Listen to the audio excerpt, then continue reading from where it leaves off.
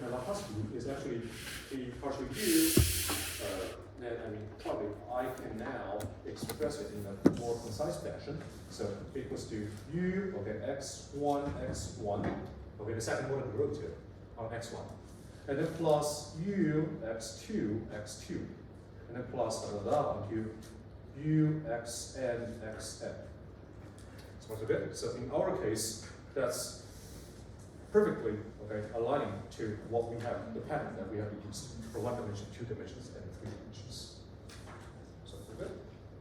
Okay. Well, okay. Another comment.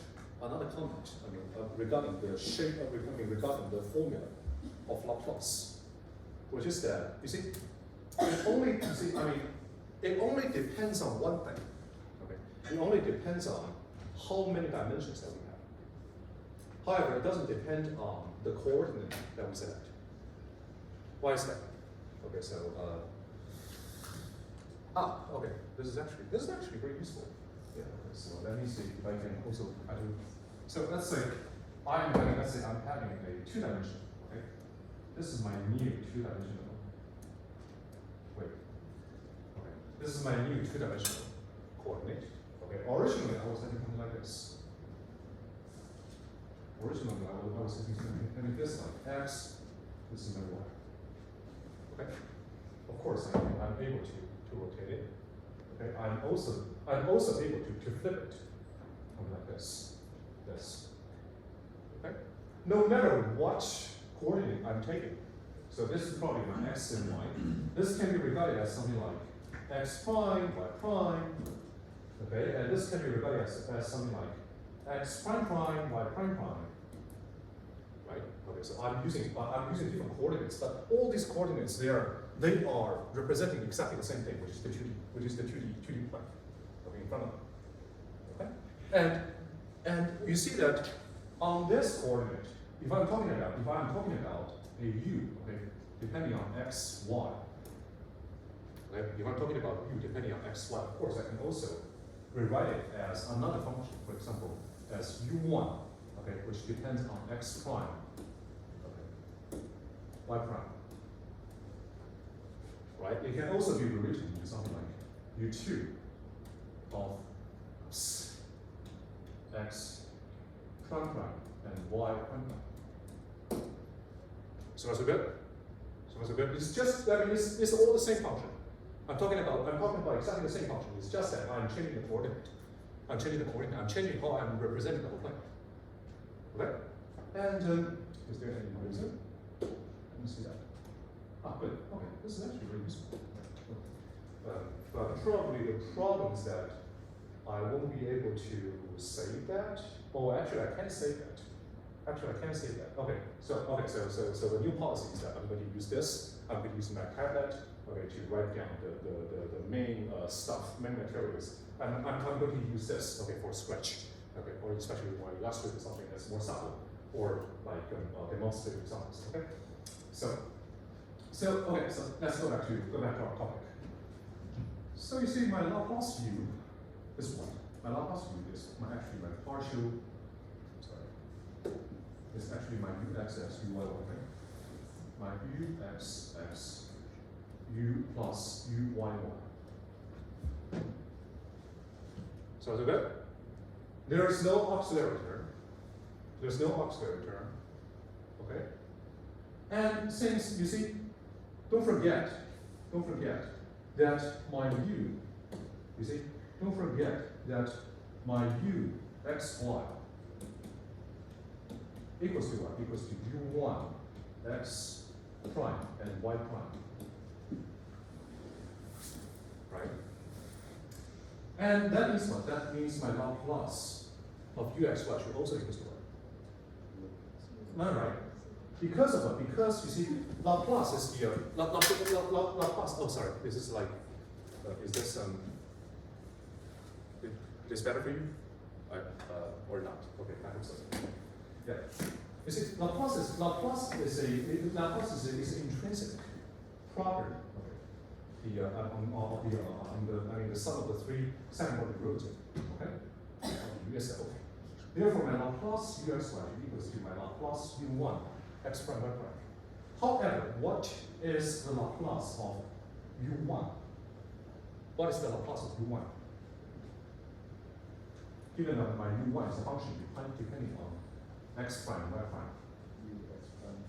U? X prime. Okay, it should be u1. U1, right? And then probably I should write down the 1 and 2 as a superscript. Okay, U1, U2. To avoid any possible confusions. Okay? So U1. U1. Okay, U1 over here, and then that's x prime. Okay, and then plus U1 y prime. So was it good? Okay. And of course, that should also equal to the Laplace of U2. Okay, x prime, y prime. So this should also equal to U2 x prime, and then plus U2 y prime plus y, sorry, no plus, y prime, and then y prime. Okay, so this is called the invariance. Okay, invariance in the invariance in the form. Okay, this is called the invariance in the form. This tells you that my Laplace u. Okay, my Laplace u is actually an intrinsic. Is an intrinsic property of function u. Okay, no matter how you switch or flip or rotate, okay, the coordinate. It's always going to be there. It's always going to be expressed, okay, in a similar form. It's always going to be expressed in a similar form. Okay. So yeah, so this is the side topic, but not that relevant to us right now. Okay. So this is vibration. And then another thing that we have talked about was the diffusion. Another thing that we talked about was diffusion. Okay. For diffusion, that was something like, okay, so ut instead this first order of derivative instead of the second order of time derivative, that equals to something like, let's make sure what did we exactly use? That was something like k UXS. Okay, that was something like k UXS. Okay, where k is related to, okay, so c over here, that's related to this is actually the wave speed. Okay, this is actually the wave speed. Well, how do we see that it's a speed? How do we see that it's a speed? Well, actually, here is an analysis which is called unit analysis. Okay, unit analysis. Which means that I care nothing about the specific numerics. Okay, I only care about the unit of the left hand side and right hand side. Okay, so first of all, what is u? What is the unit of u in the vibration? What exactly, and what physical quantity exactly does u represent? It's the height or displacement, or it should has a length unit. Let's say the length unit is meter, okay, or any other length unit that you like. Okay, it's meter. What is the unit for partial u, partial t? This actually the speed, exactly the speed, right? So that should be meter over second. Okay. What about the second order derivative? Should be meter over second squared. Okay. So I can represent that as a square bracket equals to this. The square bracket of certain variable. Okay, that means that we're only caring about its unit. Okay, nothing else. What about the right hand side? Now you see my right hand side is actually, it contains a c squared and it also contains a Laplace of u. Right? it also contains a Laplace of u. Okay, so first of all, u is again, it has a mirror. Okay, what about, for example, partial u, partial x? It's actually meter over meter, so that's actually 1, right? What about the second order derivative? It should be 1 over meter. So actually meters over meter squared is actually 1 over meters. So you see the left hand side, I have so you see this is the unit for my left hand side. This is the unit for my left hand side. And this is the unit for my right hand side without for Laplace u. Right? So what kind of c squared can bring them equals to each other? Okay, it has, so my c squared, the unit that makes my c squared has to be something like m squared over second squared, meter squared over second squared, which means that this is actually what? M over s squared. So my c is indeed a speed. Okay, my c is indeed a speed. Okay, my c is indeed a speed. So this is the physical interpretation. Whenever you are unsure of the physical interpretation, the unit analysis is always very helpful. Okay, it's always very helpful. And in a similar fashion, okay, I don't have time to carry out a similar analysis, okay, for the diffusion equation, but what we're going to see is that my k, it actually corresponds to the conductivity, which is what is the speed? Okay, which is what is the speed? What is the speed? Okay, for the what is the speed for the diffusion? Okay, k is the speed for the diffusion. Okay, and this is the case for one dimension. This is the case for one dimension. And if I'm having a, let's say, two-dimensional, three-dimensional diffusion, for example, in the heat, if I'm having a heat flow, talking about heat flow. Okay, that is ut equals to k. Okay, usually, okay, so that is actually the nabla multiplied by kappa. Okay, and then the gradient of u. Okay, the gradient of u. This is what we have deduced exactly in the last time, and exactly the kappa over here again is the heat conductivity. But the heat conductivity doesn't have to be always uniform throughout the space, right? For example, if here for example the air is denser, and here the air is a little bit there's less air over here. Okay, then the heat conductivity might be different. It doesn't have to be the constant. So for the common is that kappa. Okay, it can be a function of both x, no matter how many dimensions are there in the space, and both x and t. Okay, but if we assume kappa is a constant, k, then what we can obtain is that it is a constant that it can comes out, right? So it becomes a k, and then the nabla of the gradient of u. Okay, so it's actually, this is the divergence of the gradient of u, and in this case, it is the k multiplied by Laplace u. Sounds good? Sounds good? Okay, so that is a brief review of what we have done in the last time. And today, so what I would like to do today is actually twofold. The first thing is that I would like to, the most important thing is that I would like to finish the discussion, the introduction of the initial and boundary conditions, which is in 1.4. Okay, 1.4, initial and boundary conditions.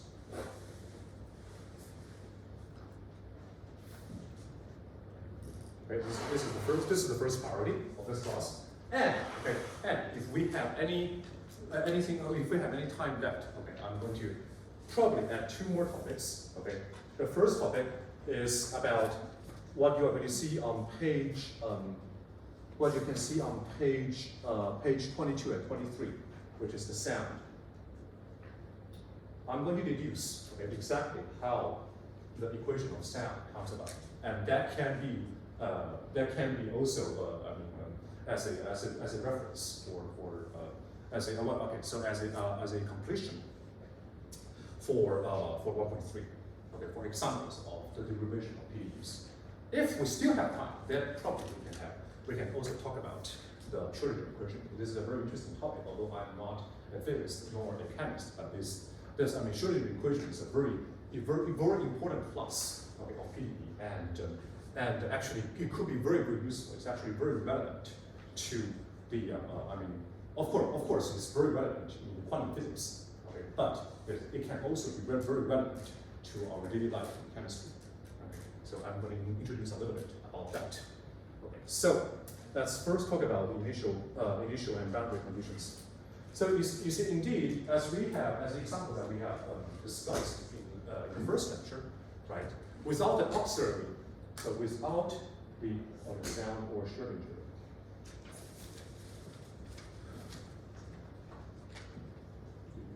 yes, sorry. I can't memorize. I can possibly memorize how do we write down Schrödinger? Okay, the word sure. Okay, oh, there's a two dots about it and danger. Okay, Schrödinger equation. Cool. Okay, so now the initial and the boundary conditions. So first of all, again, we talked about auxiliary conditions.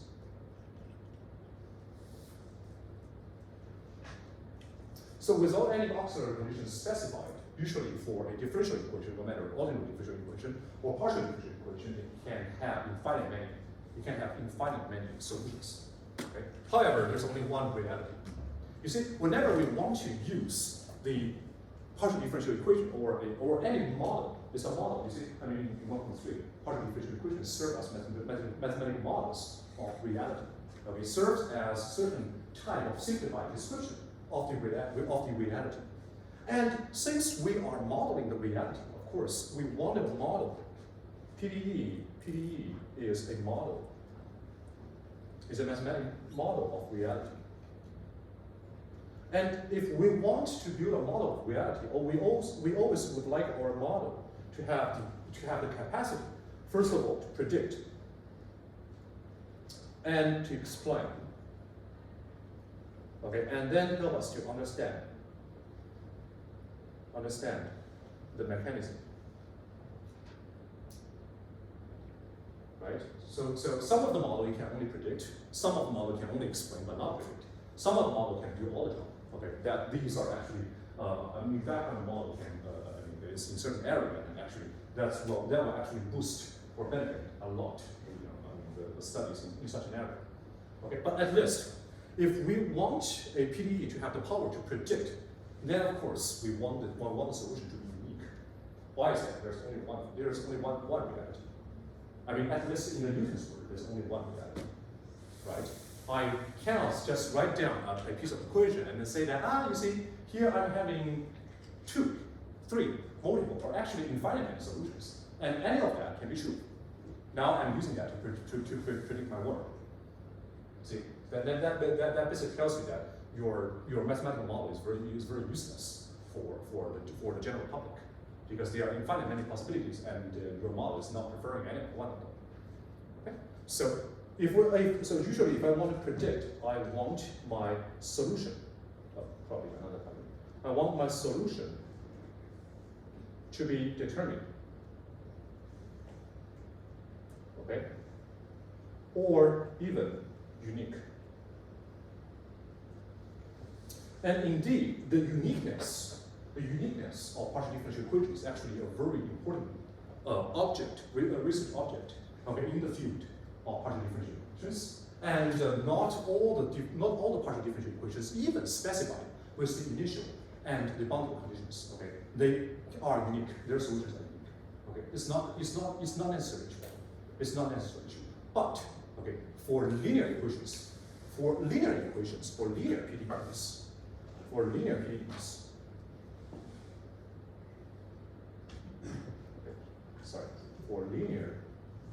PDEs, okay, their solutions are always unique if the auxiliary conditions can be appropriately given.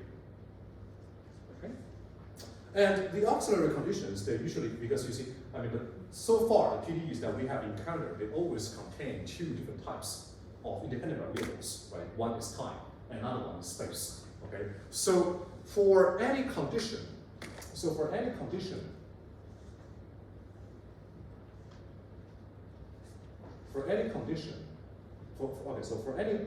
auxiliary conditions imposed on time, for example, on t equals 0, we're going to call this kind of auxiliary conditions as initial condition.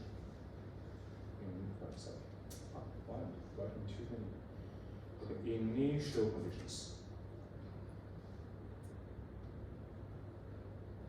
Okay.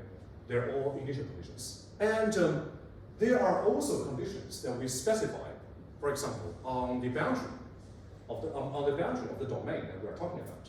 Then, for example, on the boundary, then it's called the boundary conditions. Okay, it's called about boundary conditions. First of all, for initial conditions, the initial conditions are, they are, how do I say it? The situation for initial conditions are usually simpler than the boundary conditions because of it. Because the time domain is always linear. The time domain, no matter what kind of time domain we are talking about, the time domain is always, for example, we need to start at one time point. There's only a time point, and then ending at another certain time point. Okay, there are no 2D domain for time. Imagine that what will happen. We're having multiple timelines, okay, and then we're having two different timelines that can evolve separately, right? That is going to be I can't so easily imagine that kind of scenario. So the initial condition, okay, that's usually easier to specify. However, the boundary conditions is not because the domain that we care about, okay, in the real life, it can't be so different from one to each other, right? For example, one type of domain is that, for example, okay, so let's say I'm talking about the air. Let's imagine that I'm trying to use a partial differential equation to describe the dynamics of air, okay, in this room. What kind of boundaries can you find? What kind of boundaries can you find? Walls, ceilings, right? The floor. There is also a door, which means that my air can go out because the only question that I care about is here within this room. I care nothing about the outside world, right? Okay, so which means that there is also another kind of boundary representing the door, exactly, allowing the air to come in and go out.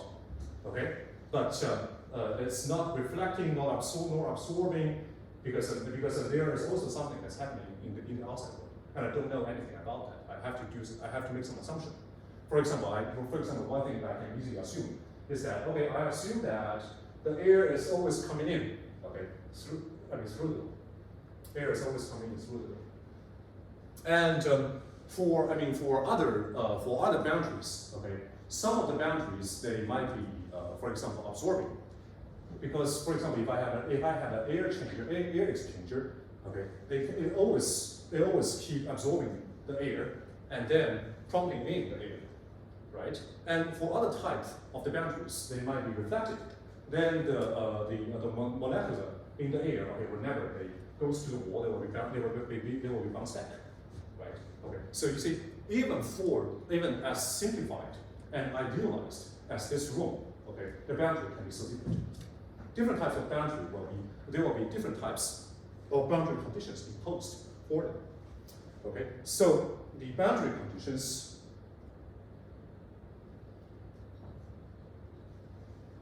will be much more sophisticated.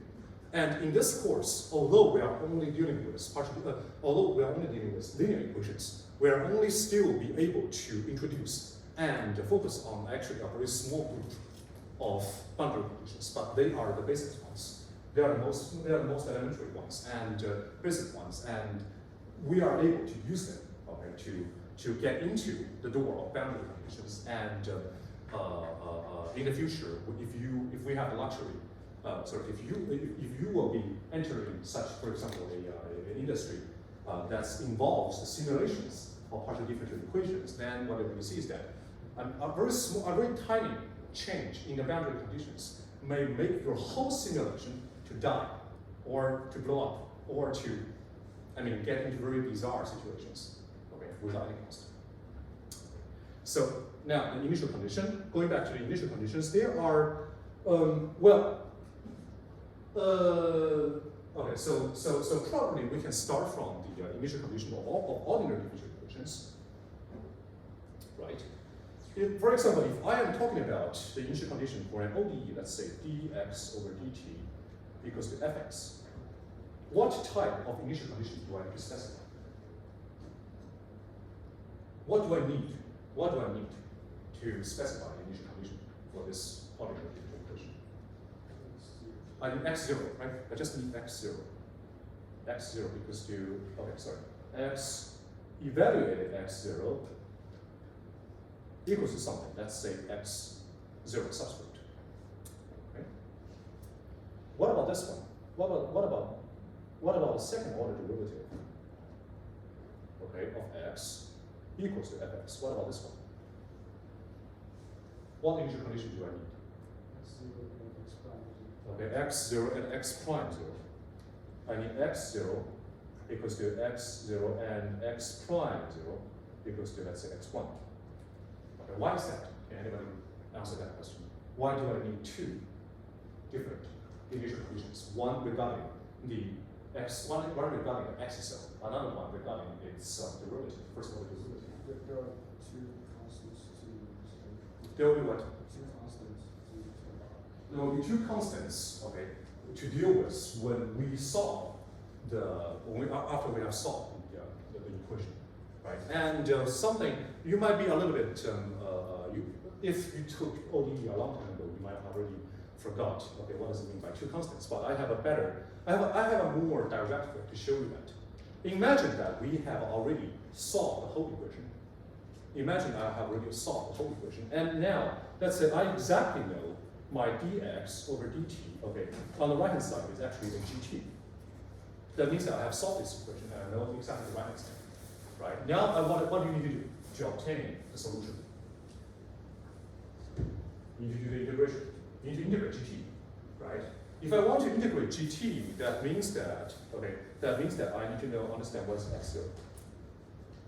Because I only need to integrate for one time. I just need x0 to specify what exactly the solution is.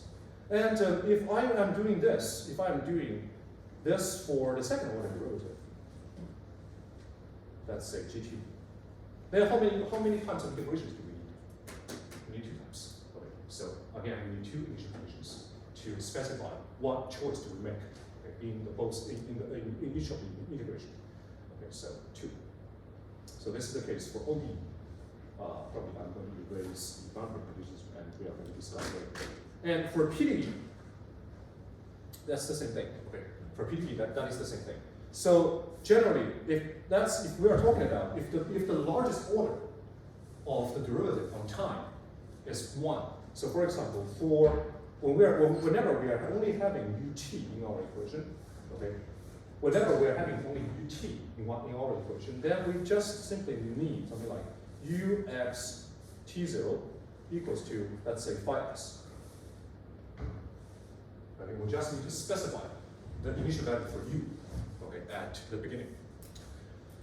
However, if I am having utt, for example, in the case of vibration, if I'm having that, then that usually means that I need to, besides ux t0 equals to 5x, equals to 5x, I also will be needing partial u, partial t, x t0, okay, equals to, for example, phi x. I will be also needing specifying the initial value for the first order. For the first order derivative. Okay, and it doesn't bother to say that the range of x over here. Okay, the range of x over here. Imagine that the whole partial differential equation is studied in certain domain, which is D. Okay, the whole PDE is studied in the domain D. Then to effectively solve this equation, I will have to specify the whole initial condition for the whole domain, right? So here, which is that for any x in the domain D. Again, here, for any x in the domain of D. I need to specify the initial values for the whole domain of D. Okay, but can you imagine a case that actually I can't specify the initial condition for the whole domain of D? Can you specify that? There are actually in applications, there are such kind of problems. For example, the one situation is that we are only able, for example, due to the limit of the experimental procedures, I'm only able to measure from partial of the domain at the beginning, instead of the whole domain at the beginning. For example, imagine that I am, so let's imagine that I would like to develop a PDE talking about the fluid in a volcano, okay? And the heat of the volcano is so high, such that no matter what kind of sensor that I put in, it's going to melt. Okay? Then whatever, of course, I'm not an expert of volcano, I'm just trying to give you an example. I'm not saying that studying volcano will involve such kind of things, okay? But I'm just trying to imagine that probably the best thing we can do in such a scenario is to measure around the volcano at the very beginning, okay? And then we have to make assumptions, or like using other techniques, okay, to deal with what's happening within the volcano, okay? But in this course, whenever we are specifying an initial condition, it is going to cover the whole domain. Okay, it's always going to cover the whole domain. Okay, so this is the initial condition. And the next thing is the boundary condition.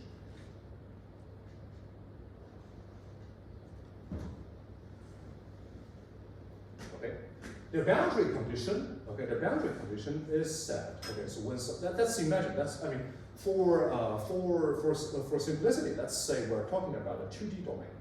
Okay, we're talking about a 2D domain. Okay, now the y-axis here, the z-axis is actually my u. Okay, and then my x and y. I'm talking about the development of certain function of u, okay, defined on this domain D, this new domain D. Okay, and last time we have discussed that its boundary over here, lying over here, okay, it's the name of its boundary is actually the partial D. Okay, we're using that to represent the boundary of the domain D. And the boundary conditions are something that we can talk about. Okay, the boundary conditions is something that we can talk about that are imposed, okay, usually imposed on the boundary. Okay. So we'll be talking about conditions on partial D on the boundary. And these conditions are, well, I mean, the reason that we need to impose the conditions for the boundary is that, okay, so let's imagine what other options do we have? What alternatives do we have? Okay, so example number one is that I specify a condition for the whole domain. Then I don't need a PDE anymore. Now I don't need a PDE anymore because I have already got all the information of the whole domain from the beginning to the end. Why do I need a PDE? To the model, right? And another way to specify that is that, okay, so I am, since you see I would like to study the dynamics inside the domain D, what about I specify a condition for everywhere outside this domain, right? That seems also to be a choice. However, you see, although, I mean, on the one hand, this is going to be very expensive because I need to impose a condition for everywhere else, okay, for everywhere else on this plane, except for D. And on the other hand, this is not very necessary. This is not very necessary because, you see, I am only studying whatever is happening within the domain D, and I'm not caring about anything else. I'm not caring about anything else. And to control the boundary of the domain D will be adequate, okay, for me to control what's happening within D. Okay, that's the logistic behind imposing boundary conditions for D. And also there are also many different types of boundary conditions. And in this class, we'll be primarily studying the following three different types, okay, of boundary conditions. Number one is that whenever u is specified, okay, whenever u is specified. So for example, I specify that u equals to 5x for x on the boundary. I specify the choice of u itself. Second is that instead of u itself, I control the first order derivative. I specify partial u partial x, okay, which equals to, for example, fx on the boundary. Okay, and we are going to give you specific examples, okay, for these choices. And another one is the partial u, okay, partial n. Oh, sorry, my bad. I mean, in the second case, we're actually specifying partial u, partial n. Again, don't forget that n is the outward normal vector. Okay? This is my n, my n, my n, my n, my n, my n, my n. Okay? My n is the outward normal vectors. Okay. So partial u, partial n, and then plus a u, which equals to something, for example, gx, for any x on the boundary. Okay, for any x on the boundary. And of course, I mean the third type of the boundary conditions, that's actually a mixture, right? That is actually a mixture of the first type and the second type. Okay, and the first type, it actually has a specific name, which is called the Dirichlet. Okay,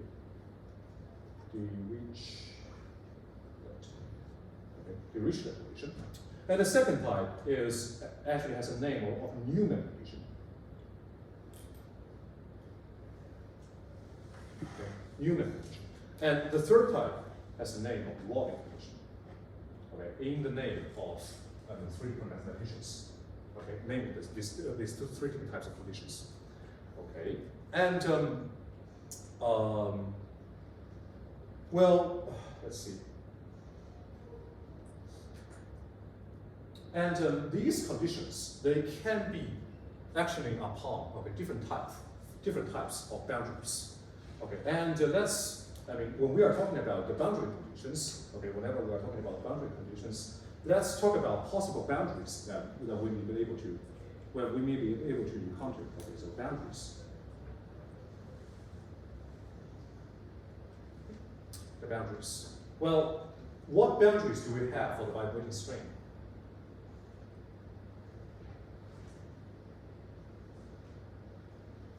What boundaries do we have for the vibrating string? Two ends. Okay, string, right? I mean having a string, and things are vibrating together, right? As long as my string is not infinitely long, okay, there's a boundary. There should be a boundary on the left ends and the right ends. So for the vibrating string, that's going to be the boundary is going to be 0 and L. L stands for the length. Okay, so which means that I have a string starting from here, ending here. Okay, this is my 0, this is my L, and there are vibrations taking place in between. Okay. And what about drum pad? Okay, sorry. I mean the shape of the drum. Okay, the shape of the drum, right? So for the drum head, then in this case, okay, my boundary is actually, okay, whatever shape I'm talking about the drum. This is going to be my D, and this is going to be actually a 2D object. So this is a 2D domain. Therefore, its boundary is a 1D curve. Okay.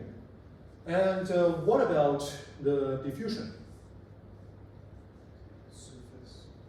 Diffusion actually based on what kind. I mean, it's a diffusion in how many dimensional space, right? For example, if I'm talking about diffusion on a 1D space, again the boundary is going to be the two ends, two different ends. If I'm talking about the diffusion in the 3D space, for example, the heat flow, then the boundary is actually the 2D surfaces, okay?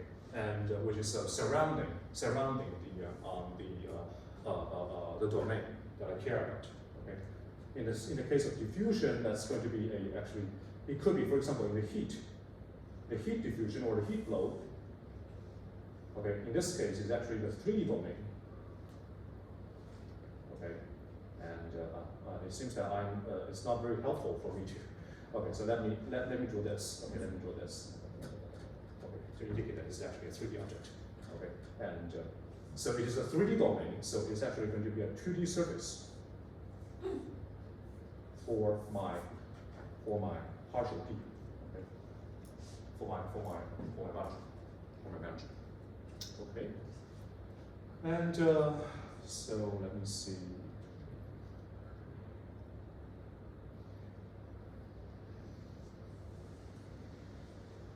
And these boundary conditions, don't forget that. I mean, for these conditions, they might be something like phi x, okay, fx, gx, right?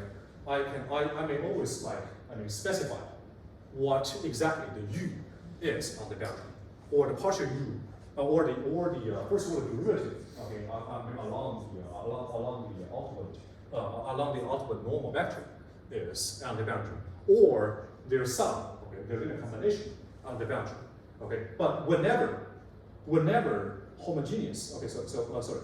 Let me put it this way, okay. Whenever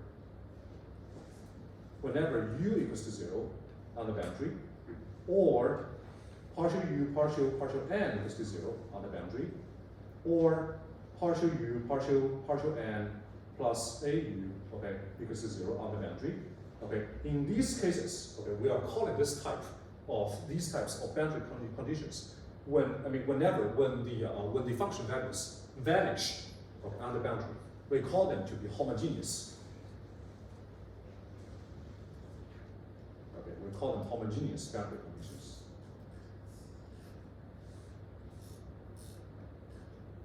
Okay, because the homogeneous boundary conditions usually tells you that. I mean, the boundary is actually very simple. The boundary is very simple. And it's fixed in that way. Okay, it's fixed in that way. Imagine what would happen for just imagine what would happen if I specify a homogeneous Dirichlet condition, which is u equals to 0, for my vibrating string. What does that mean? That means that my u0 for the vibrating string, don't forget that the u represents the displacement of the string on certain location. So u0 equals to 0. ul is also equals to 0. What does that mean? Okay, on one end, the string is 0. On the other end, the string is always 0. What does that mean? That string is always the location of the two ends of the string is always what? Fixed. It's always fixed. Any vibration can only take place in between them, but not at the two ends of the string. So, what kind of example do we have in the real life? Sorry? Yeah, like a string, like a guitar string, right? When you go, right? The two ends, they're always fixed. Right? The two ends are always fixed. They can move, they cannot move. Okay? So these are again called as the homogeneous boundary conditions. And due to their simplicity, okay, they actually, they are simple, but on the other hand, they can also correspond to a large group of the real life examples, okay, and which means that they will be such boundary conditions that we'll be always looking into, okay, in many different cases. But of course, we'll be also looking into different types of boundary conditions, okay, when we get there. Okay, so why don't we take a 5 minutes break from now, and then we'll resume around 3:15. 他说要让我们找一个商家去看这本书正版的一个证据出来，然后还说他可能之前刚才我的也是错的，就可能我们是盗版，但也可能是正版。这是不是审视人举证呢？为什么要被质疑人举证呢？咦，这个法律我不懂啊，大佬。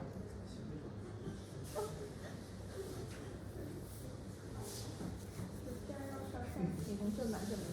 己给的出这个不是正版的证明，所以他就认为你这个不是正版，所以他一开始就 assume 这个东西不是正版，然后所以他就去这样去审查，那当然就不是正版。那我们现在怎么跟他吵架？今天不行，今天我们4点45下课，他们4点45下课。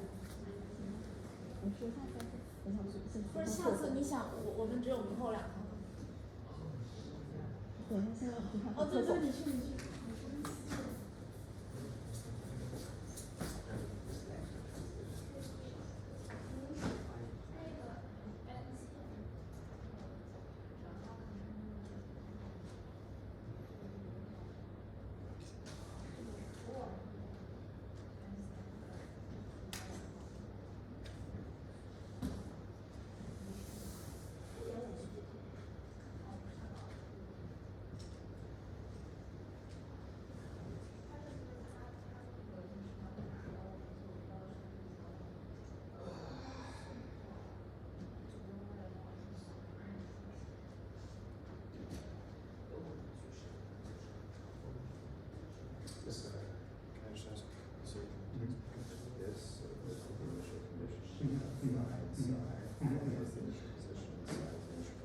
Yeah. But it's interesting that when you go for the heat flow, you only get the initial temperature. That's right. That's right. But I'm confused, so like, in essence, in our two-dimensional, like why do we not? Well, you see, in the heat flow, how many orders do we have for the time derivation? How many orders do we have to time? Time derivation. Is it still just 2? Is that why? Is that 2 or 1? Maybe it's just 1. It's 1. I mean, whenever you have 2, that's actually a vibration. It's actually a vibration.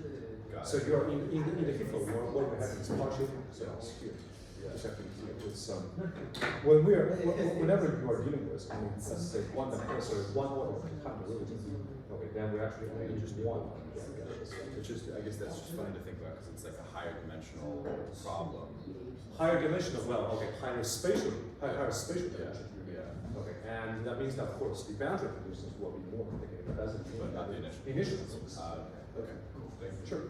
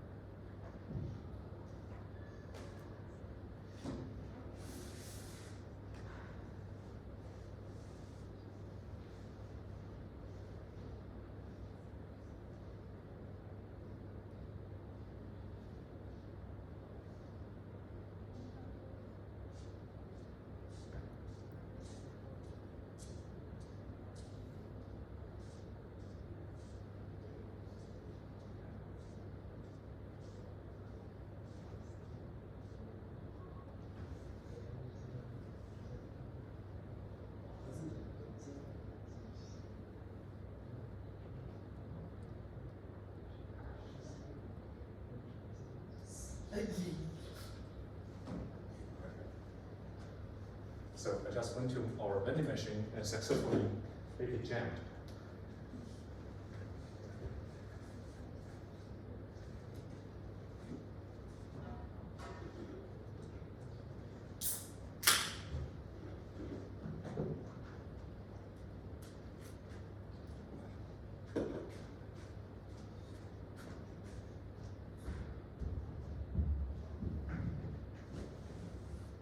Okay, so let's try to resume. So we just have discussed one example, okay, about the Dirichlet condition. Okay, whenever U is specified for the both ends of the vibrating string. Okay, this again is the case that both ends, okay, both ends are fixed. Okay, both ends are fixed. And of course, for the Newman boundary conditions, it's going to be something like, okay, so let's say partial U, partial X, evaluated as 0, okay, and equals to something, and the partial U, partial X, whatever for anything equals to L, okay, so at L it equals to something, and if we are also considering the homogeneous boundary conditions, that makes the first order derivative at 0 is 0, and first order derivative at L is 0. And what does that mean? That actually corresponds to the case that the both ends are completely free to move. Okay, both ends are free to move.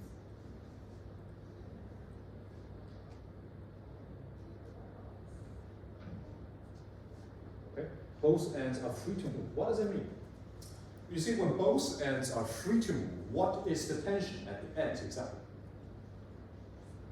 Let's say both ends are completely free to move, and there is exactly no friction, no displacement forces, okay, and no air resistance.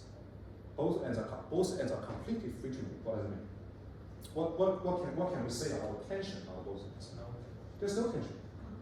Right? There's no tension. It's actually a very interesting scenario, right? That in this case, let's say both ends, okay, both ends. So you see, if I'm looking into this ends, here, exactly at this place, okay, there should be no tension at all. Because the reason is that if there is any tension, there won't be, because that's the end, right? There is no tension on the other hand, on the other direction to cancel it. Okay, and that will violate, and there's no other forces. There's no other forces, okay, at the end. No friction, no air resistance, nothing else. Okay, so if the tension doesn't equal to 0, that will violate what? That will actually violate my assumption that the ends is moving completely freely. Okay, but that means that, okay, so for example, if I'm moving in just for a little bit, okay, inside, just a little bit away from the end, that means that the tension is no more 0. Okay, the tension is only 0 at the end, and it's no more 0 when I get back inside. Okay. And in this case, you see, since the tension equals to 0, that basically tells me that my t equals to 0. My t0 and my equals to my tl, okay, they equals to 0. Both of them equals to 0. And that directly tells me that the partial derivative, the partial u, partial x, okay, this will equals to 0 on the both ends. This one equals to 0 on the both ends. Otherwise the tension won't be 0. Okay, so that's okay. So that's the scenario that both ends will be 0. And the book is also giving you an example that what if a warming condition is like partial u, partial x plus au, okay, when, for example, when I'm taking x equals to 0 or x equals to L, okay, equals to something. Okay, when that, what is the physical interpretation for that? Okay, is for a Robbins boundary condition. However, we don't have time to get into that. Okay, so that's the cases for the vibrating string. Well, the vibrating string is not that hard to interpret. And then for the diffusion, okay, for the diffusion.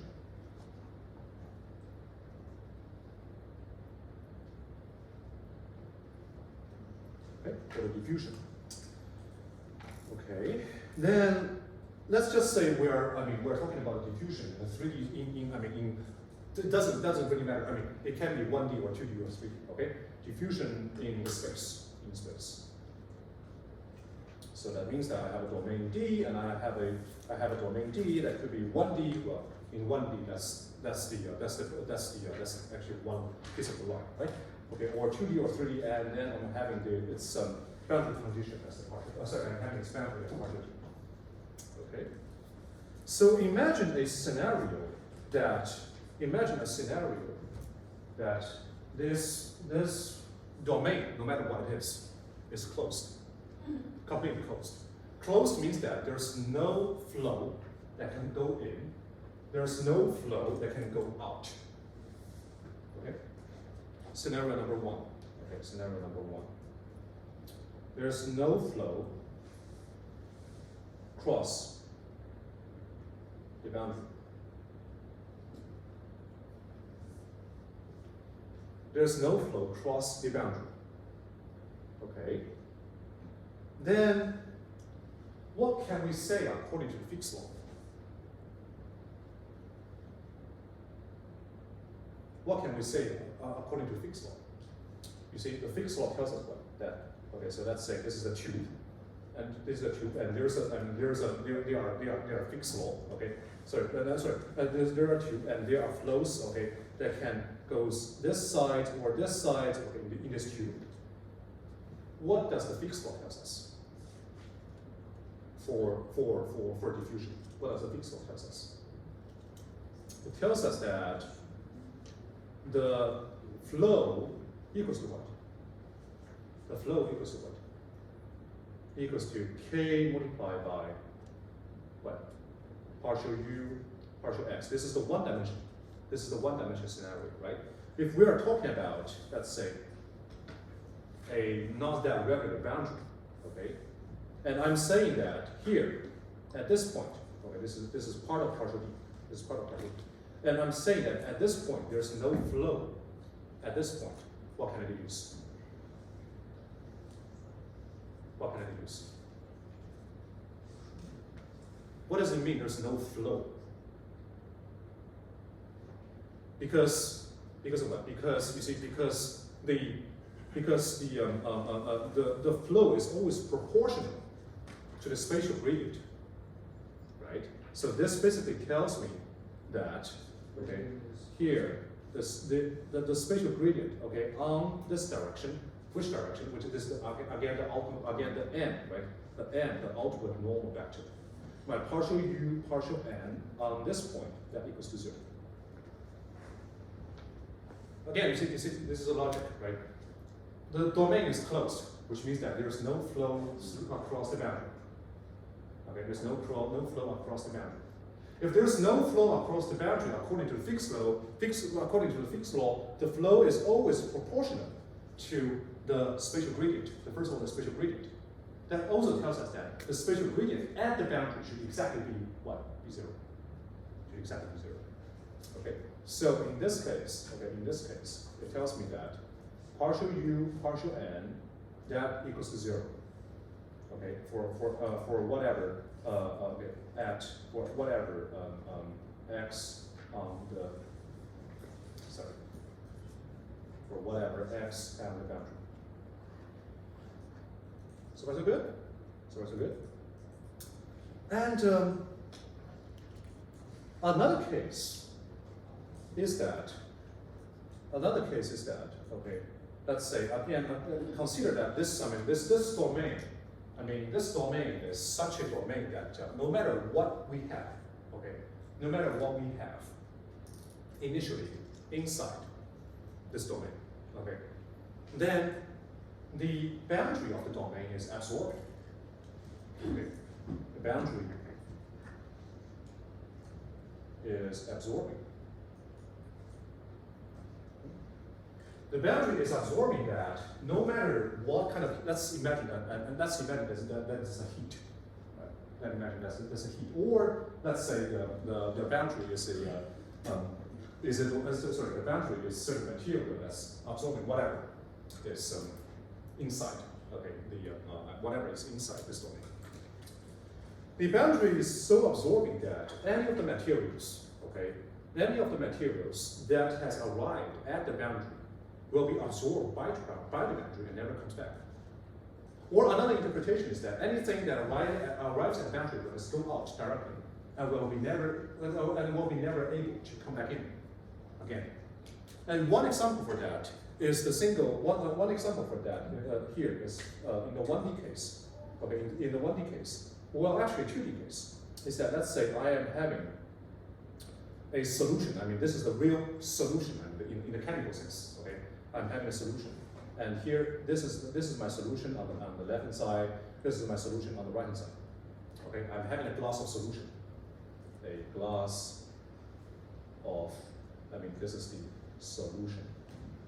Okay, solution means that it's a water containing a bunch of chemicals.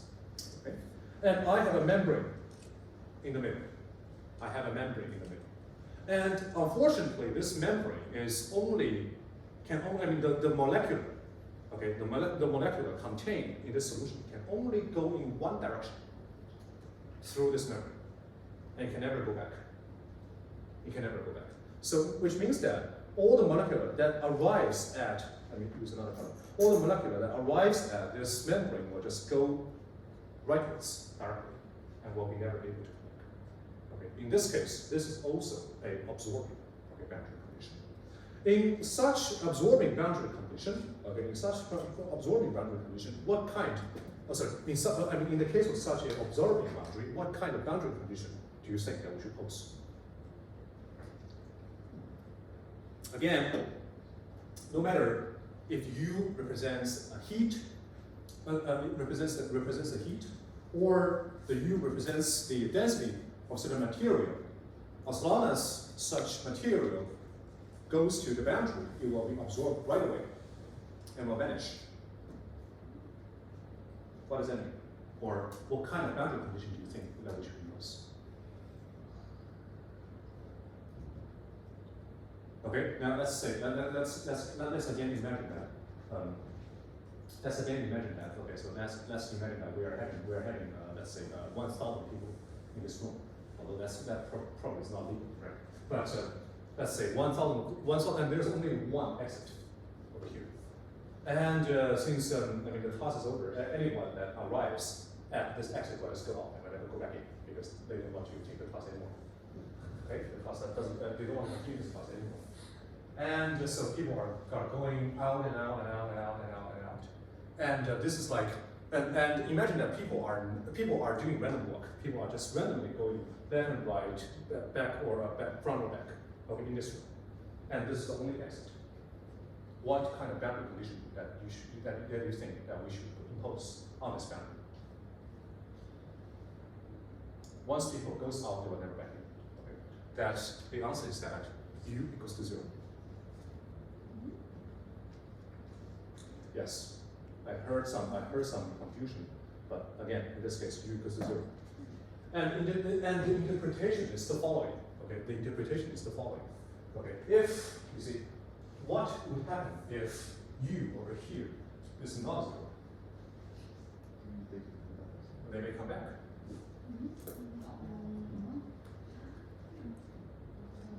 Right? Because the model that the scenario that I asked you to imagine might not be that that good because people are discrete. Right? People are discrete, and what you really should do is thinking about, for example, there are a bunch of water. There are a bunch of water, and the water is just diffusing, okay, completely randomly. Okay, initially you have some water over here, and then things are trying to go out and go out and go out and go out. Since there are closed boundaries, okay, there are no exit over here, and of course there can be water accumulated on this side of the boundary without any without any hesitation, right? Initially, okay. So again, another example is that this Coke, I have a lot of Coke in this class, okay, and I'm not going to start pouring them, not really pouring them, I'm just imaginary start pouring them, okay? And the Coke are going to diffuse and diffuse and diffuse and diffuse. Here, this is a hard boundary, okay? This wall is a hard boundary, which means that Coke can accumulate over here. Coke can accumulate over here. That's okay. That's okay. However, the Coke will be able to directly go out this boundary and never get back in. So, if there are positive density of the Coke, what does that mean? That means that it makes this boundary no difference than that boundary. Okay, it makes this boundary no difference than from that boundary. The Coke, because you see, the diffusion means what? Diffusion means that it will always go from the higher density to the lower density. And I'm telling you that since this is diffusion, all the Coke eventually goes out from here, right? Again, the Coke in the diffusion, it can only go from the higher density to the lower density. If this is not zero, that means that it's not the lowest density. That means that it's not the lowest density. That means that Coke can go back in. And that violates that yes, go ahead.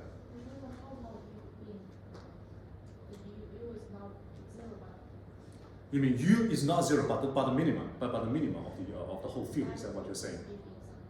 Yeah, that's a very good question. That means that, I mean, it's right that all the Coke are going out over here, but okay, the going out process is not immediate. There's a speed in that. There's a speed in that. For example, a diluter, okay, on this door, okay, and only 1/2 of the Coke that comes over here can go out.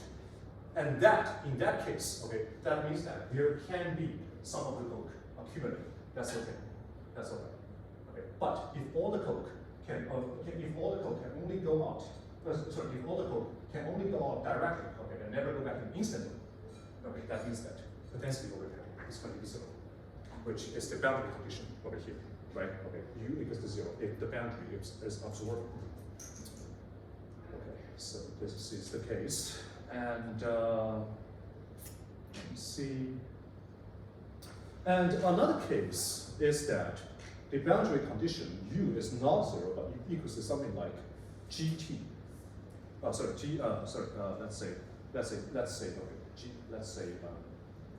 GXT, the boundary condition equals to GXT for X on the boundary. In that case, well, one scenario for that case is let's say let's imagine that I am having a bag of ice or a bag of water, okay, but placed in a thermal bath, okay, placed in a thermal bath. Imagine that, okay, so let's say this. Again, this is a bunch of water, okay, and we are controlling this bunch of water to be exactly at certain temperature. Let's say temperature to be my G, okay, and that is a constant. That is a constant. And I am placing a bag of water in this thermal bath, okay, in this thermal bath, and that means that the temperature at my boundary will be always controlled exactly as the same of this G, right? Will be controlled exactly as this G, okay? And therefore, the diffusion will go on and on and on and on and on and on until what? What do you imagine finally? What do you imagine finally? What would you imagine that will happen after a long time? Okay, equilibrium. Things will be equilibrium, and because this is a thermal bath, that means that whatever initially is in this bag is going to be as a temperature of G. Okay. In this case, I'm imposing a boundary condition, okay, for U, okay, on the boundary.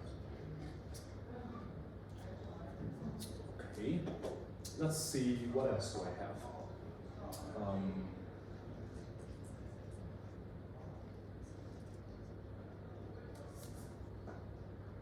Okay, and there is another scenario that we could discuss. That okay, so this is my example. Let's say example number 1. This is my example number 2. This is my example number 3, and example number 4. Over here is that, let's say I am having a uniform rod. Okay, I'm having a uniform rod, and I'm talking about the heat on the rod. Heat can be fused on rod without this is no question, right? And imagine that I am heating only one side, one end. Okay, I'm heating the left end of this rod, and letting the right end of the rod. Okay, let's just say place in vacuum, something like that. But I'm heating the left end of the left side of this rod, and imagine that. Let's say the temperature of this heating is controlled as G. Well, it can be a GT, but let's just say G. GT can be a constant. Okay, this is again the heat, the temperature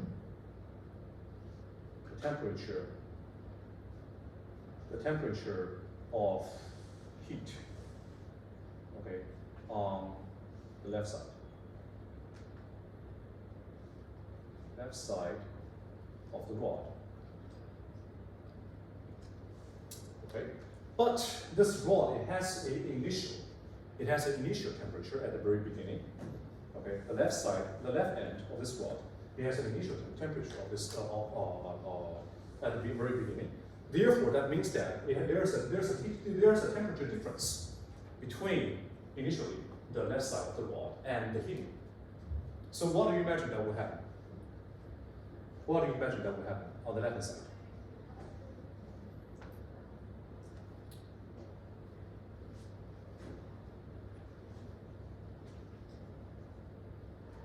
Okay, then if we want to obey the Newton's law of cooling, that means that we're having so let's say this is my L. This is my 0, and that means that we're going to have partial U, partial X, okay, 0 T, that equals to negative A, okay, U 0 T minus GT. Okay, this is the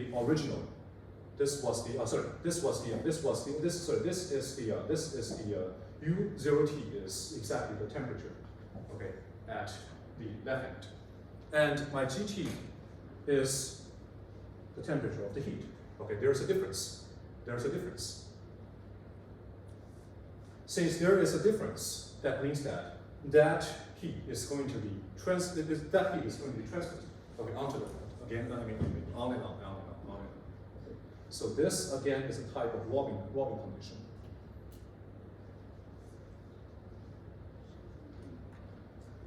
Okay.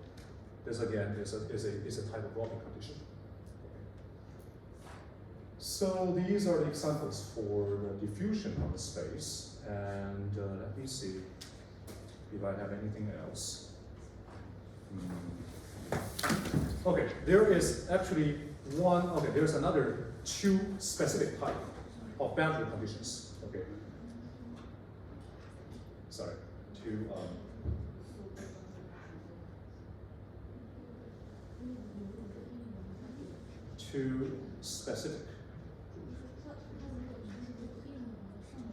specific boundary conditions.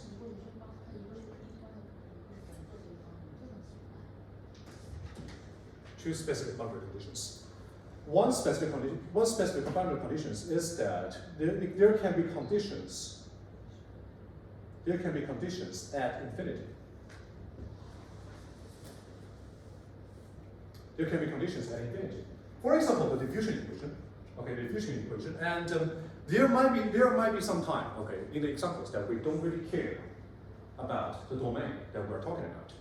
And I am just saying that, okay, so let's say something is taking place around 0, and it is going to diffuse and diffuse and diffuse and diffuse, and at some time you may go to the whole over the space. Okay?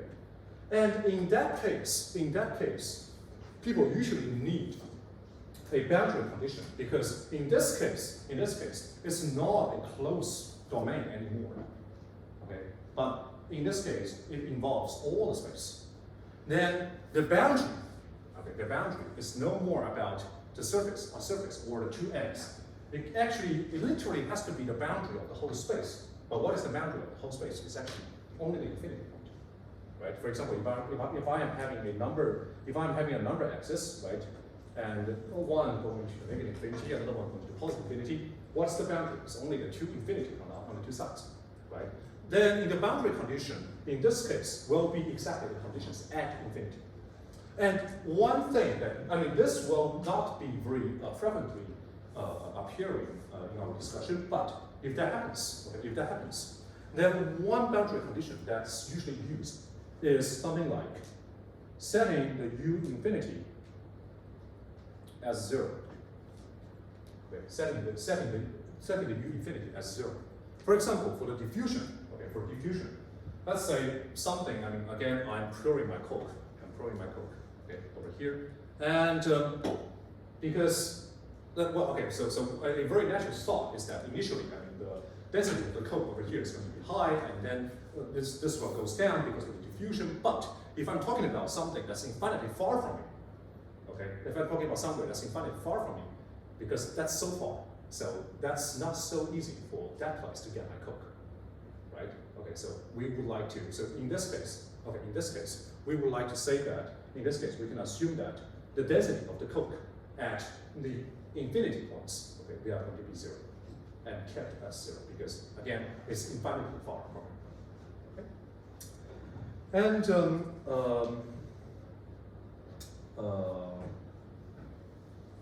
yeah, okay, so these are the so this is one specific condition. And another specific type of condition is the jump conditions.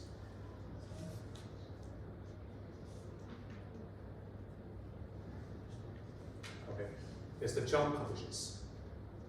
And this will occur when the domain is when the whole domain D is actually, okay, it consists of different parts. For example, if I'm having D1, D2, and D3. D1, D2, and D3. Okay, right? And when different domains, okay, they have different parts of the domain. They have different physical properties. They have different physical properties. Okay, and in this case, the jump conditions specified, for example, over here, over here, that actually more or less equivalent to that we are studying. Okay, we are studying D1 separately, and then studying D2 separately, studying D3 separately. But we are coupling them. We're coupling, so we can imagine that there's going to be a PDE for D1, another PDE for D2, and another PDE for D3, right? These three PDEs, they are coupled with each other through the boundary. For example, again, if I'm talking about, let's say, this domain, these three domains are, let's say, ice and water and gas, okay? And I'm considering heat flow, okay? In between these two, I'm considering the diffusion of the heat flow, okay, in these three domains. Then these three domains, the heat flows, they can go from D1 to D3, can go from D1 to D2, they can also go between D2 and D3, right? In this case, there are going to be three PDEs, okay, talking about the heat conductivity, heat diffusion in the three domains, but coupled with each other, okay, through the boundary conditions, because there are going to be heat exchange and the boundary conditions, okay, on these boundaries, and these are usually called as jump conditions. Okay, so these actually summarize, basically all the stuff, all the boundaries that we might be looking into, right, in this whole semester. Okay, and since now I'm having about half an hour left, okay, I will very happily get into so provide actually one or two more examples, okay, for section 1.3, which is originally not there, in our textbook, but I found this actually first of all, this is actually a very interesting example, and on the other hand, this will be an excellent review, okay, for the materials, okay, in section 1.3. And since I have actually noticed some confusions in section 1.3. I suppose the new examples that we illustrate today can help us more or less clarify these questions. So one thing I would like to do over here is to derive again a PDE for sound. Okay, I would like to derive a PDE for sound. Sound is what? Sound is the vibration of air. Sound is the vibration of air. Sound is vibration of air. So, I mean, instead of just saying that we are deriving a PDE for sound, it's actually, what about we first derive a PDE for the air? Okay, what about we do first derive a PDE for the air?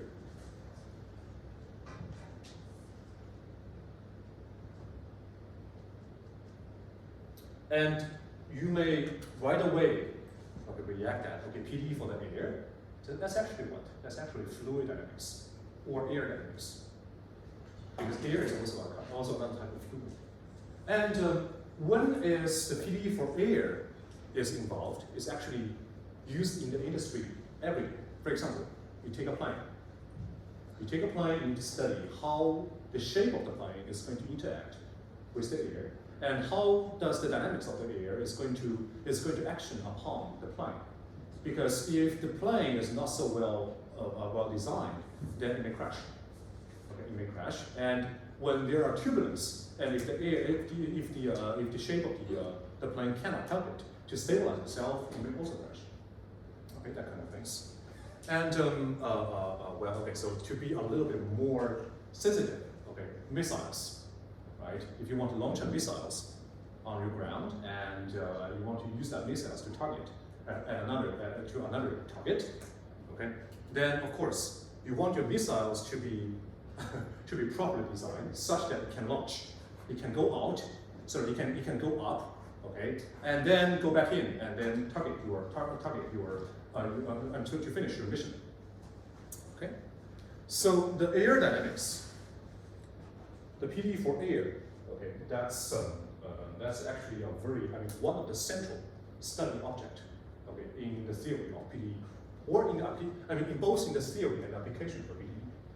And since due to its applied every day, okay, there are actually a large group of people in the industry trying to write the simulations, trying to run simulations and write numerical methods. Okay, for evolving, okay, the partial differential equations for the air. And today I would like to just show you very briefly about how that is deduced, okay, directly from Newton's law, okay, from Newton's law. So we are going to introduce, okay, so give me 1 second. So this is actually. Let me see. Okay, so this is actually some materials in chapter 13, in case you're interested. I'm not talking about this in vacuum. Okay, this is actually in chapter 13, actually 13.2. Okay, some materials in 13.2, and but that is not required because this is simply the last half an hour. This is not going to be required, and but I hope okay that the relation of the PD over here can also help us to deepen our understanding to the materials in 1.3. Okay, so this is about 13.2. In case you're interested, you can also look into the original text. Okay, so there are going to be two variables, dependent variables that we care about. First of all, rho, and another thing is V. Okay, rho is what? Rho is the density of air. Of course, rho should be a function of x, y, z, and t, the density of air. Okay, and v is the velocity of air. Okay, v is the velocity of air. The velocity of the air at a certain point, right? So of course v actually is a vector of v1, v2, and v3. v1, v2, and v3 they actually corresponds to the velocity on the x direction, on the y direction, and on the z direction. because this is a 3D world. Again, this is a 3D world. Okay, and each one of it, V1, of course, is a function of x, y, z, and t. Describing at the point, at a certain point, x, y, z, and at the time, t. Okay, what is the velocity of air at that time point, at that space? Okay, and the same for V2 and V3. They are also functions of x, y, z, t, and functions of x, y, z, t. Okay, so v, that's actually I write it down as a vector. Okay, it's a vector. Okay, so there is a, first of all, okay, there is an equation that's called the equation of continuity.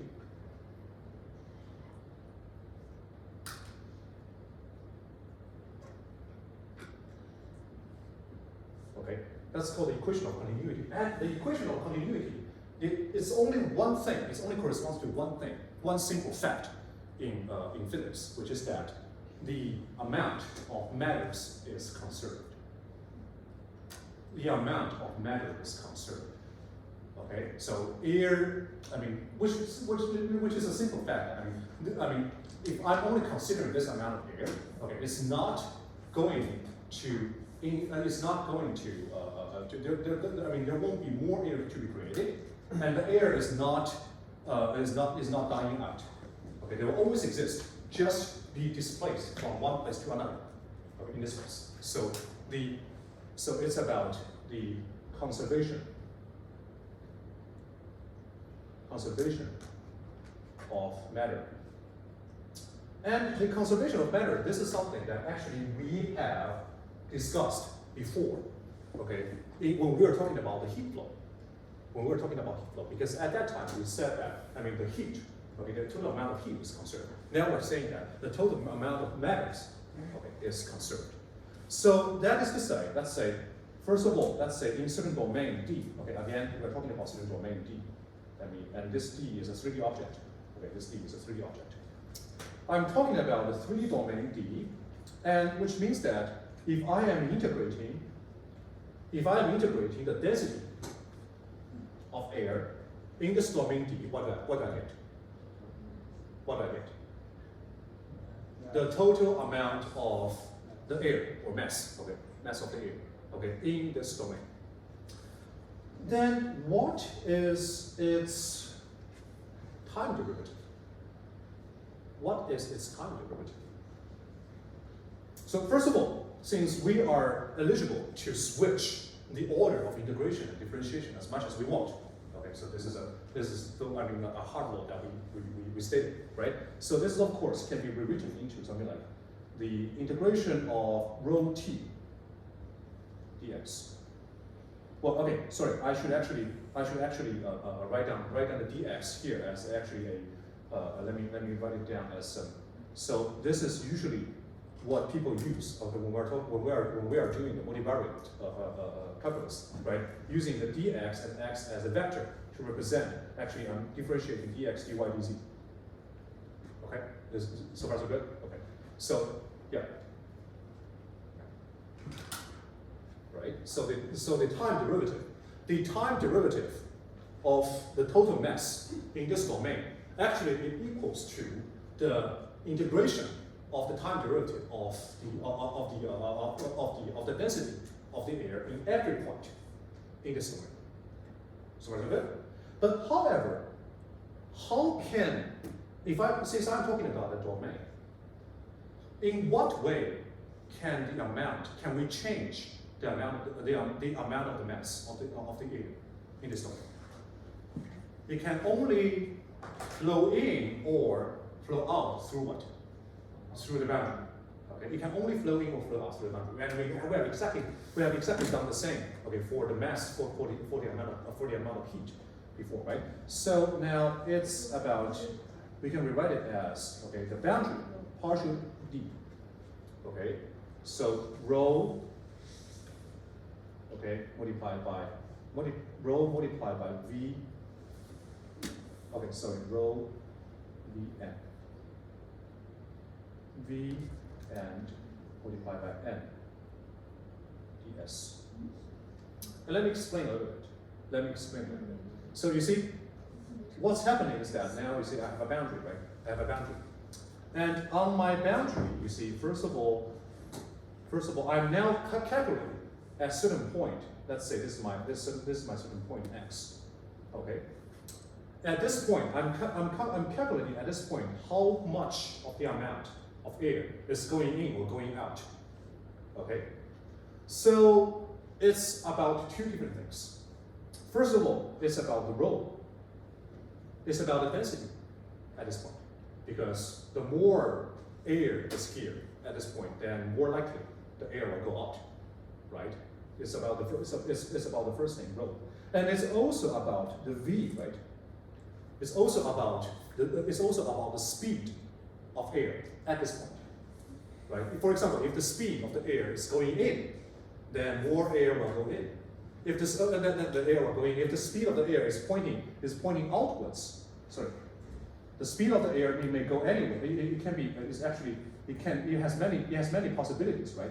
It may go this place, okay, which means that more air will go in. It may go this place, which means that more air will go out, right? So it's also about my v, but also it's also about the outward normal vector, right? The outward normal vector n. Okay, so the final amount of air going out at this point is going to be rho multiplied by v multiplied by n, which is the outward normal vector. So the reason is exactly the same as the heat flow. Okay, so everyone is good. Is that true that everyone is good with this? Everyone is good with this, right? Okay. Now we are reusing the Stokes flow. Sorry, the Stokes theorem. Okay, Stokes theorem. Which is that, okay, which is that, I mean, something about something, okay, which is that, okay, the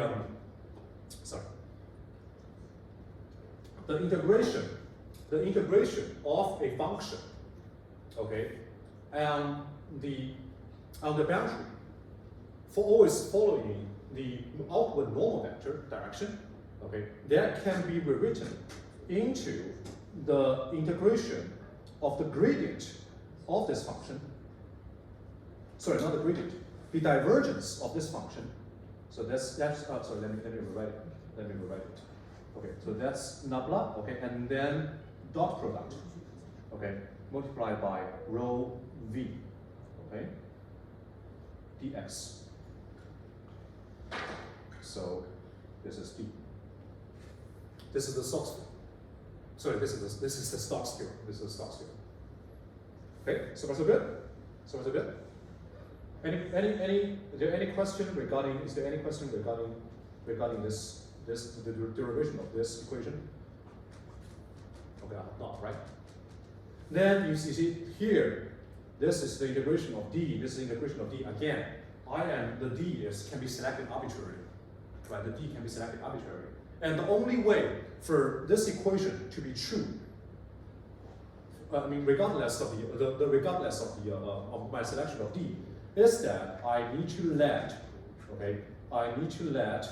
rho t exactly equals to negative. Oh, sorry, here's a negative sign. Okay, negative the gradient. Sorry, not the gradient. The divergence. Okay, the divergence of rho multiplied by v. Okay, so this is called the equation of continuity. This is called the equation of continuity. Equation of continuity only tells you that okay, the flow of the matters is continuous. Okay, the flow of matter is continuous, and the matter is conserved. The matter is conserved. The matters, no matter how much flows in or flows out through the boundary, okay, that directly determines the total amount, the total changing amount of mass, okay, in this domain. Any questions? Yes, go ahead. This is subscript t. It's rho subscript t. That's partial rho partial t. Partial t. Okay. Yes, that's partial rho partial t. So this is actually partial rho partial t. So good. And let me stress again. This is negative, and this is the divergence. Okay, This is the divergence of something. This is the divergence. Okay. Now, the second equation. The second equation that we are going to deal with is going to be the equation of motion. So, okay, this is my equation number 1. And equation number 2 is the equation of motion.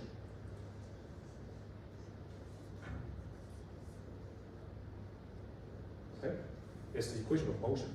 And the equation of motion is only about another it's about another conservation law in physics, which is the conservation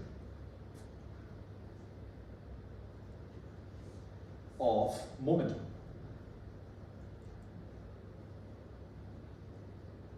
Okay, conservation of momentum. And the conservation of momentum is that, okay, so now I'm going to write down something.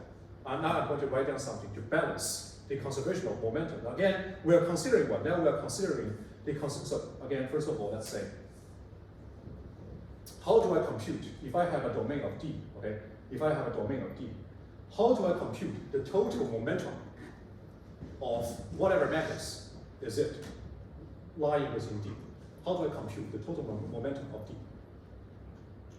I need to integrate, first of all the particles, which means that the integration should contain a rho, right? And for each point, I also need to consider what? The velocity, right? So it's going to be rho v, right? It's going to be rho v, okay, and dx. So that's good. But to make it a little bit easier, okay, to digest, let's say, you see, the conservation of momentum, actually, that means that the total momentum will be conserved on any of the direction. The conservation of momentum is actually the conservation of 3 things. The conservation of the speed, the conservation of the velocity on the x-axis, and the conservation of the momentum on the y-axis, and the conservation of momentum on the z-axis. So that's good. It's actually the conservation of 3 different things. So let's talk about them one by one, okay? Let's talk about the conservation. For example, okay, let's say we're talking about the conservation of we are talking about the conservation on the 3rd direction, or on the z-axis. Then that means that we're talking about v3. Okay, we're talking about v3.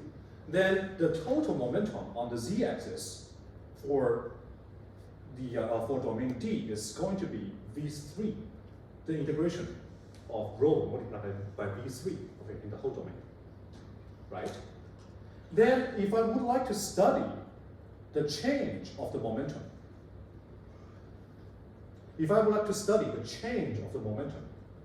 how many terms can you imagine?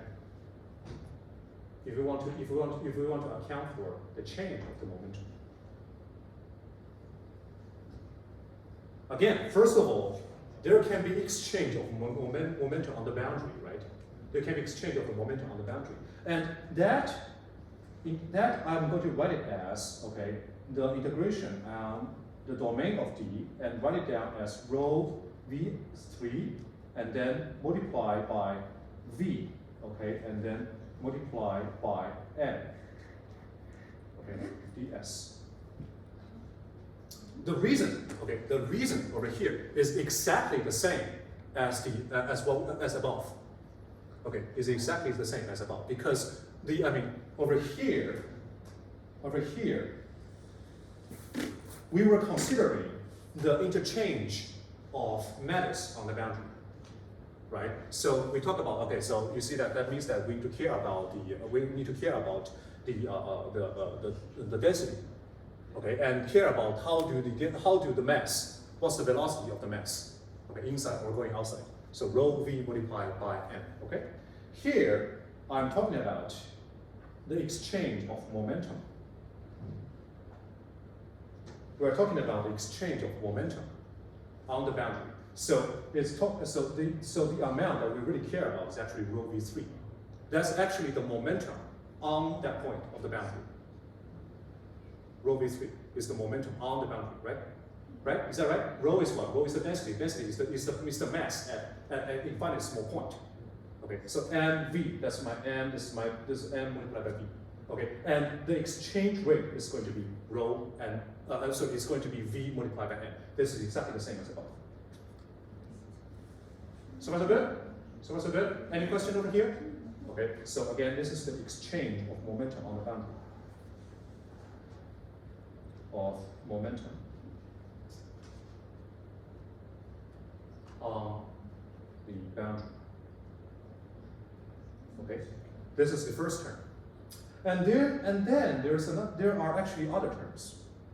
Another term is going to be like this. Okay, partial d. Again, on the boundary, is going to be p multiplied by ni and then ds. Okay, I need to explain this a little bit. So what is p? P is, okay, so this is p, this is rho. There are two different things. Again, rho is the density. Okay, rho is the density of the mass, and p is for the pressure. P is for the pressure. Okay, because they are air, right? Air creates pressure. There are pressure on the boundary. Okay, and the way that this and then because we are considering the total amount of momentum. Okay, so we are talking about the total pressure. Let's imagine that pressure. Okay, so pressure that the p pressure that can also be a function of x, y, z, t. But a scalar. Okay, and since we're talking about the pressure. Okay, since we're talking about the momentum on one direction, so that's going to be the p, the pressure, and then talking about the pressure and then multiplied by the over here, but 3 and 3. Okay, but actually on the direction of z-axis. So you see, again, if this is my z-axis, okay, if this is my z-axis, then we'll be talking about the pressure on this direction, pressure on this direction, pressure on this direction. See, pressure on this direction, pressure on this direction, pressure on this direction, pressure on this direction. So good? Pressure is going to be pressure on every point. So this stands for pressure.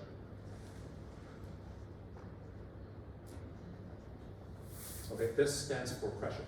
And there's going to be one more. There's going to be one more term.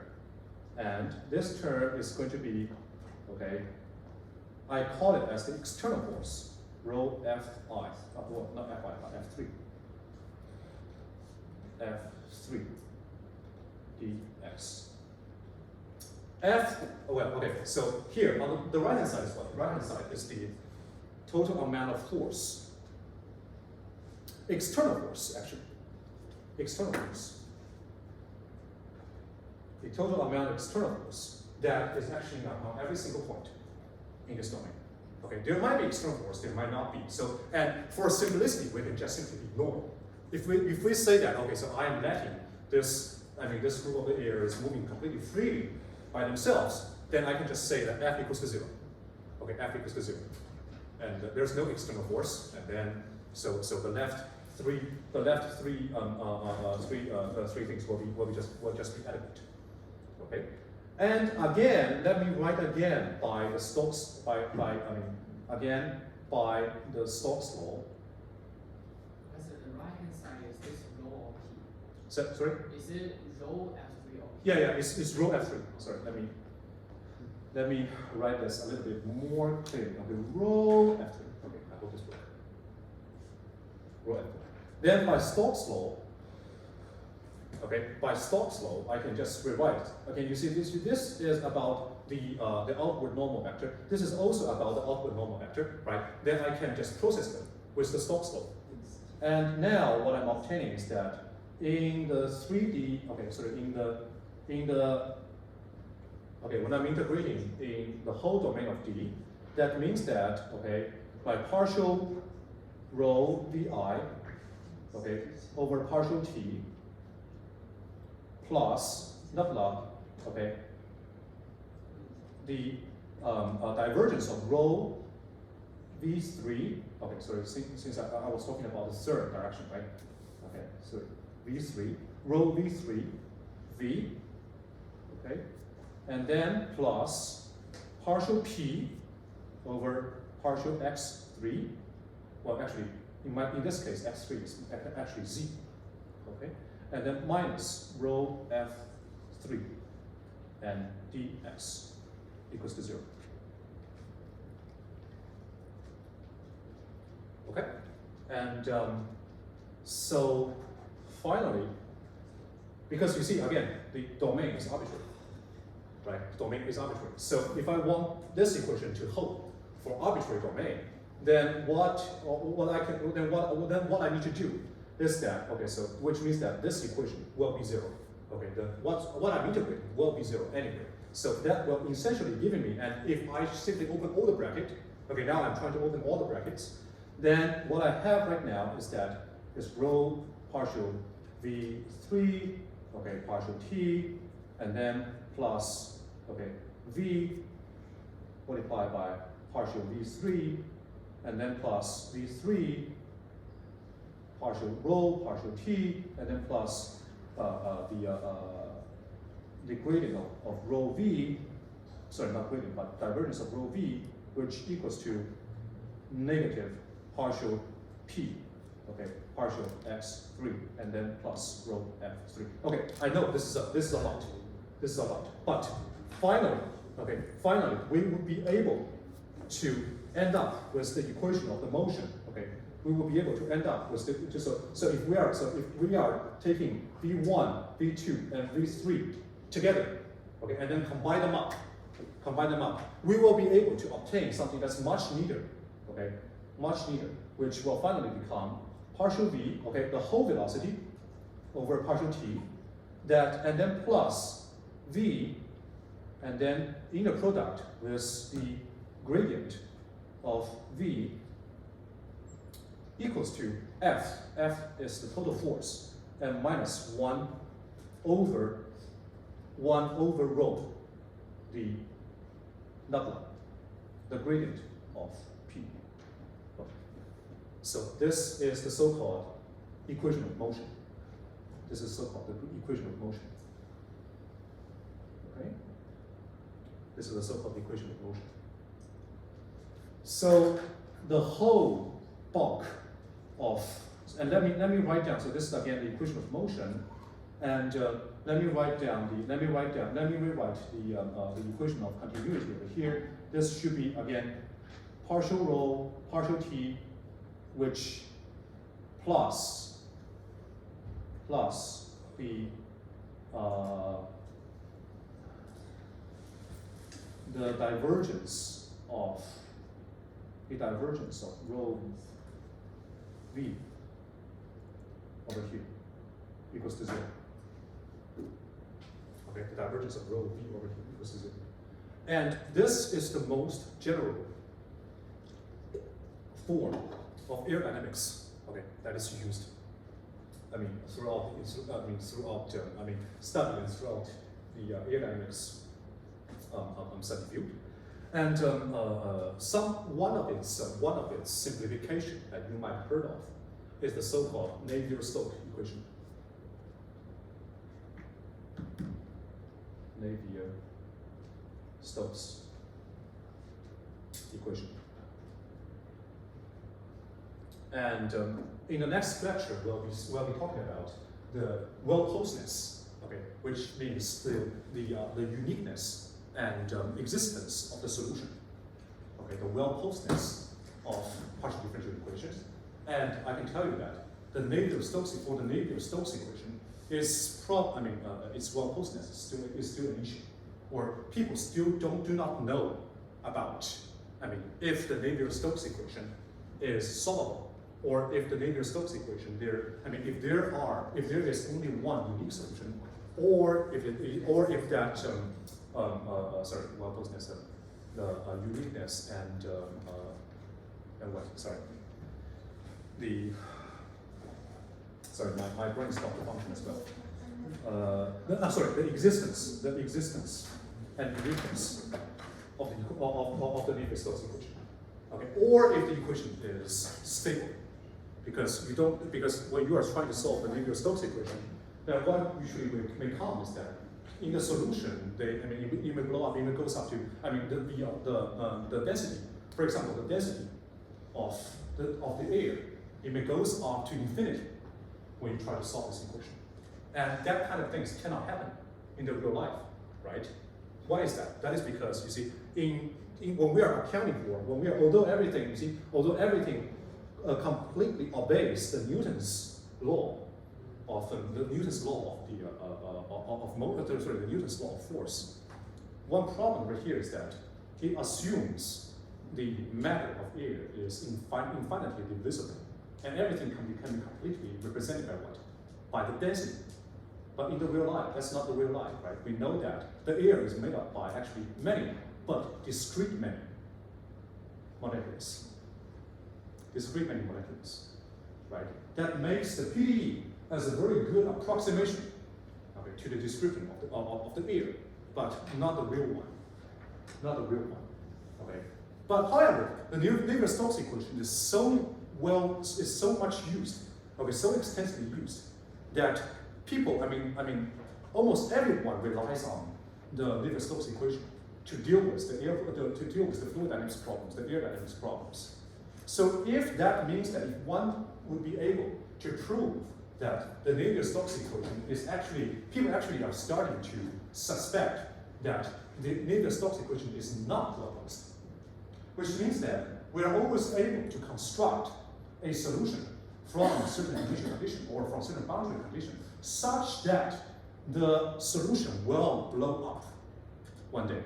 Or there will always be multiple solutions starting from only one initial condition. If that happens, okay, that is going to be a completely revolution, okay, in the field of the air dynamics or in the field in the fluid dynamics. That tells us that the algorithms that people are using to design the plane, okay, to design the rocket, to design the missiles, no matter how well they are written, no matter how sophisticatedly that they are designed, okay, these things are not valid because they are based on the Navier-Stokes equation.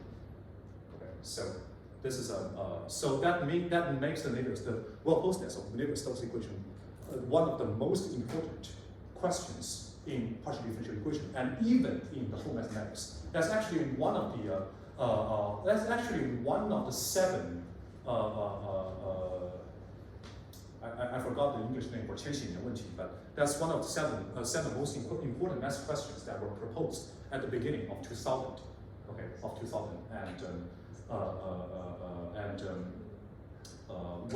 if you can solve that, you're going to get I think 100 million pounds or 100 million US dollars. Solving that, okay, so if you solving that well already makes everybody in PDE crazy. Okay, every mathematician doing PDE crazy.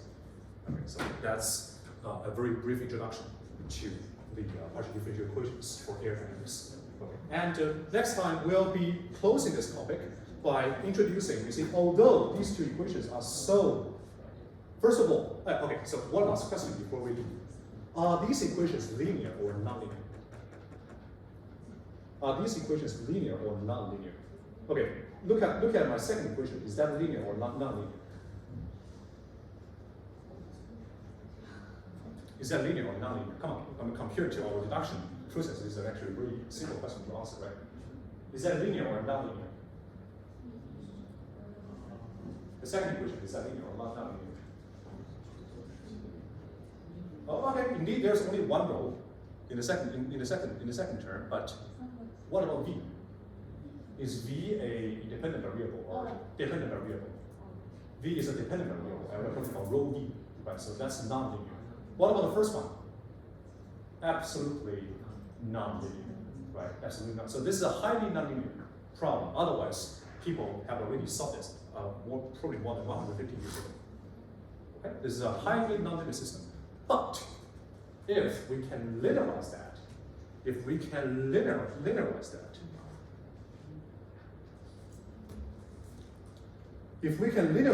these two equations in a proper fashion, then we would obtain the equation for sound, the small vibration for sound, okay, in a very concise way. Okay. This is what we're going to do in the next class, to linearize, okay, these two equations and then obtain a partial differential equation for sound. Okay, with science. Okay, that's all I have for today. And thank you for coming.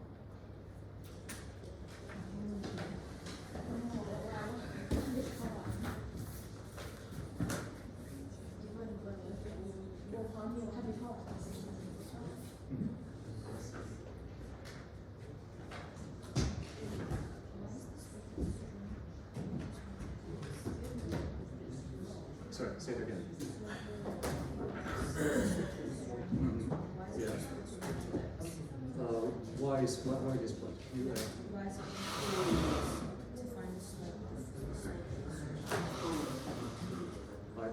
little bit confused. I mean, if you want to find the slope of the string, of course, it's the first one you do. Ut. Okay, sorry. Ut is a. Okay, sorry. Ut is the time derivative of u on time, right? And now I'm talking about the slope of the string as certain at a certain place. The slope of the string at a certain place. Right, so it's going to be this. Yeah.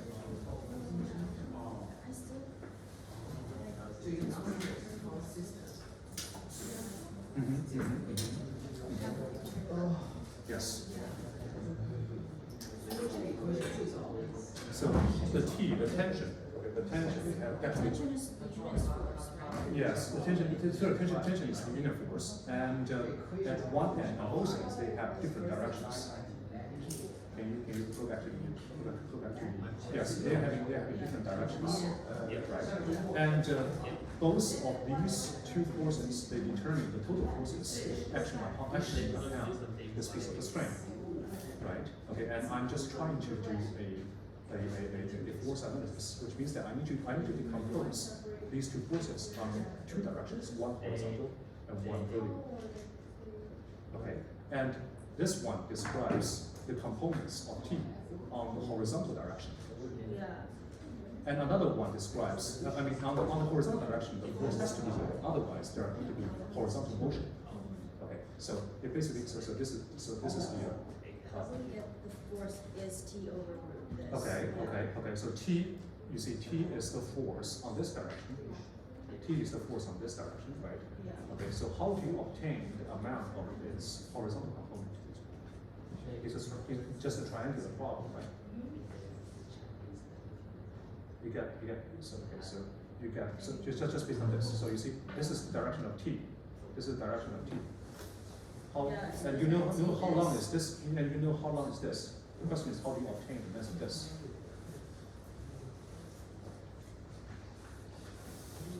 Or should I explain it in another fashion? Yeah, let me write it out. So again, so yeah. Okay, so you see, this is one, right? This is my T. This is my T. And I know that the length of the T is this is actually this is the relation between the length of this slope and the length of this. I know that the length of this slope is actually 1 square root of 1 plus UX squared. The ratio is 1 square root of 1 plus UX squared for 1. So now I know that this length is T.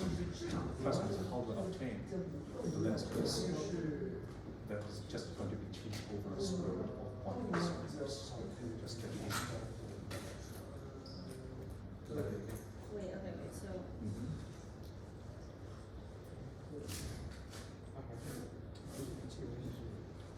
I thought this is T. T is this. So it's going this Yes, way. that's right. That's absolutely right. Yeah. Okay. Right. Oh, well, actually, T x 0 T. Yeah. Okay. That's right. Are you asking? So it's your question about how do you come with the complex amount of x? No, like I know if we draw a triangle, this is this. Yes. Why is the force that's supposed to be going this way? Oh, the force of the tension is we are assuming that the force of the tension is always going tangent. Yeah, so why is it not just this? If this is this direction. Oh, sorry. This is the okay. So this is the illustration of this triangle. Of this triangle. Okay, and the T. Okay, so we don't know what is. So this only tells you about this one ux and square root of 1 plus ux squared. It only tells you about the relation of the lenses.